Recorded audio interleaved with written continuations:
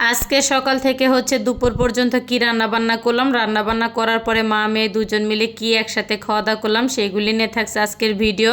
আসসালামু আলাইকুম, সবাই কেমন আছেন? আশা করি ভালো আছেন। আমি আল্লাহর রহমতে অনেকটা বেশি ভালো আছি।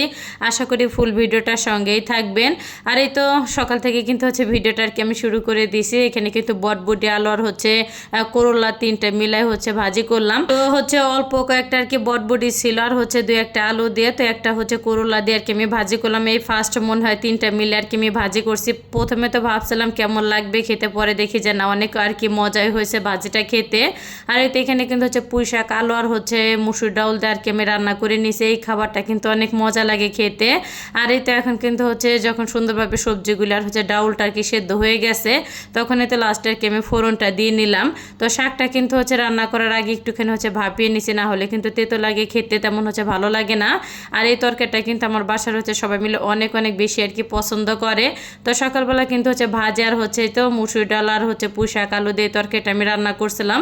তো এটা দিয়ে হচ্ছে সকালটা আর কি আমার চলে গেছে। আর এই যে দুপুরবেলা হচ্ছে আমি অফ ক্যামেরায় কিন্তু মাছগুলি হচ্ছে সুন্দর করে আর কি আমি ভেজে নিছি, সেটা হচ্ছে আর দেখাইলাম না, কারণ সব মিলায় হচ্ছে দেখাইতে গেলে ভিডিওটা অনেকটা আর কি লং হয়ে যায়, এর জন্য আর কি। যাই হোক, তো অনেকদিন আগে আর কি হচ্ছে বড় একটা বোয়াল মাছ আর হচ্ছে বড় একটা পাঙ্গাস মাছ আনছিল। তো ফ্রিজ ভরায় মনে হয় 2 পদের আর কি মাছ আমার রয়ে গেছে।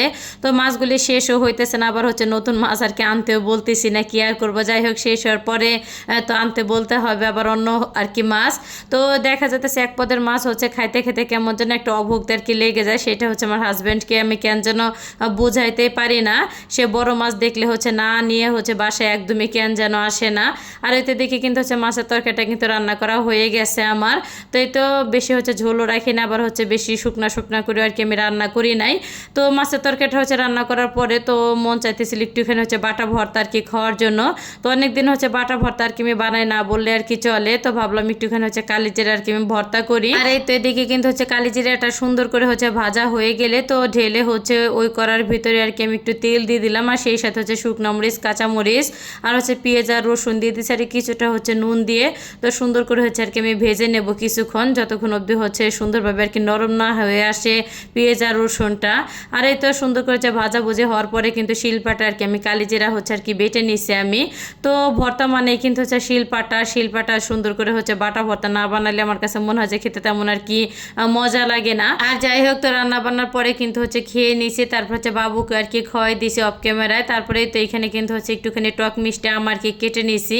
তো মরিচের গুঁড়ার হচ্ছে লবণ দিয়ে সুন্দর করে হচ্ছে মেখে ঝুঁকে আর কি মা মেয়ে দুজন মিলে খেয়ে নিতেছি। আর আমার বাবু কিন্তু মশলা দিলে হচ্ছে টক অনেক অনেক বেশি আর কি পছন্দ করে। তো যখনই হচ্ছে আর কি আমি এই টক জাতীয় যে কোনো টক জাতীয় খাবার হচ্ছে খেতে গেলে তো তাকে হচ্ছে না দিয়ে খাওয়া একদমই কেন যেন সম্ভব না।